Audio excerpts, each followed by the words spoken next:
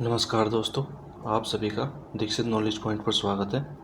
हमने एक धार्मिक यात्रा सीरीज शुरू की थी जिसका ये अंतिम पार्ट 5वां पार्ट है और इस पार्ट में हम धार्मिक यात्रा सीरीज की अंतिम 3 यात्राओं को डिस्कशन करेंगे और इसी के साथ आपकी टोटल इन 5 पार्ट में हम 12 यात्राएं कवर की हैं। इस अंतिम पार्ट की जो आपकी पहली यात्रा है वह है सहस्त्रताल महासरताल यात्रा। यह यात्रा आपकी टिहरी से शुरू होकर बूढ़ा केदार से महासरताल से होते हुए उत्तरकाशी के सहस्त्रताल समूह तक जाती है। यह यात्रा आपकी भाद्रपद महीने में देवी देवताओं की डोली और निशान की यात्रा है। जो इससे अगली यात्रा है आपकी वह है नंदा लोकजात यात्रा। नंदा लोकजात यात्रा और नंदा राजजात यात्रा, ये यात्रा दोनों अलग अलग है क्योंकि जो आपकी नंदा राजजात यात्रा है वो 12 वर्ष में एक बार होती है और नंदा लोकजात यात्रा आपकी प्रतिवर्ष होती है। जो आपकी नंदा लोकजात यात्रा है ये आपकी प्रतिवर्ष चमोली के घाट विकास खंड से भगवान शिव की कावड़ यात्रा के समान है और जो आपका ये घाट क्षेत्र है अब इसका नाम नंदा नगर है। जो ये भगवान शिव की कावड़ यात्रा के समान होने के कारण ये आपकी कुर्डू मंदिर से माँ नंदा देवी की टोलियों के साथ होने वाली यात्रा है। जो ये टोली है ये आपकी कैलाश पर्वत के लिए जाती है और ये यात्रा आपकी प्रतिवर्ष अगस्त से सितंबर माह के मध्य होती है।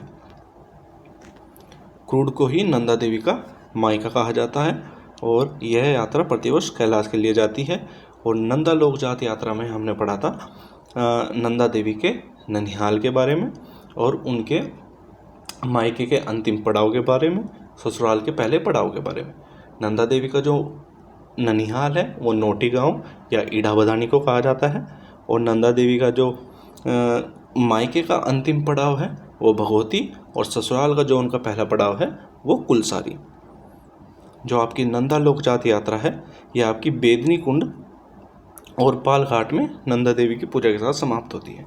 यह बेदनी कुंड वही स्थान है जो आपके नंदा राजजात यात्रा के 16वें पड़ाव के 10 किलोमीटर बाद आता है और जहाँ पर श्रद्धालु अपने पूर्वजों का पिंडदान करते हैं। आज की और इस धार्मिक सीरीज यात्रा की अंतिम जो आपकी यात्रा है वह है आपकी अस्कोट आराकोट अभियान। ये अस्कोट आराकोट अभियान आपके प्रति 10 वर्ष पर आयोजित की जाती है, जो सबसे पहली बार 1974 में हुई थी। उसके बाद यह 1984, 1994, 2004, 2014 और 2024 जो इसकी लेटेस्ट यात्रा है वो आपकी 2024 में हुई और यह यात्रा आपकी पंगू अस्कोट से आराकोट उत्तरकाशी के मध्य होती है। वर्तमान में जैसा भी मैंने आपको बताया, वर्तमान में यह यात्रा 2024 में संपन्न हुई। यह इस यात्रा का 6ठा संस्करण था और साथ ही इस यात्रा को प्रारंभ हुए 50 साल भी इसने अपने पूरे किए।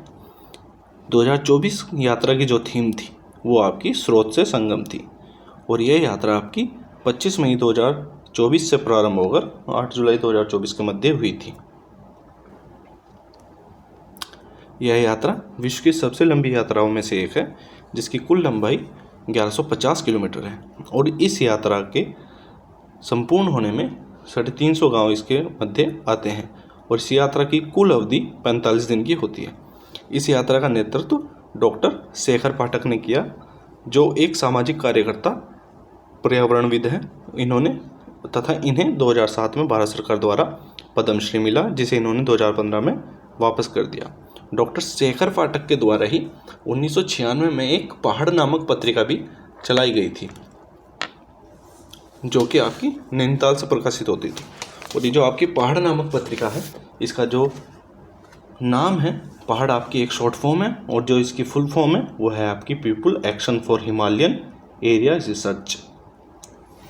ये आपकी धार्मिक यात्रा सीरीज की 12 की 12 यात्राएं कंप्लीट हो चुकी हैं। इसमें आपको अपना कोई भी सुझाव देना हो या आपको इसमें कोई भी डाउट हो तो आप वो कमेंट के द्वारा पूछ सकते हैं या अपना सुझाव दे सकते हैं। साथ ही आप वीडियो को लाइक कर सकते हैं और हमारे चैनल से जुड़ सकते हैं। धन्यवाद।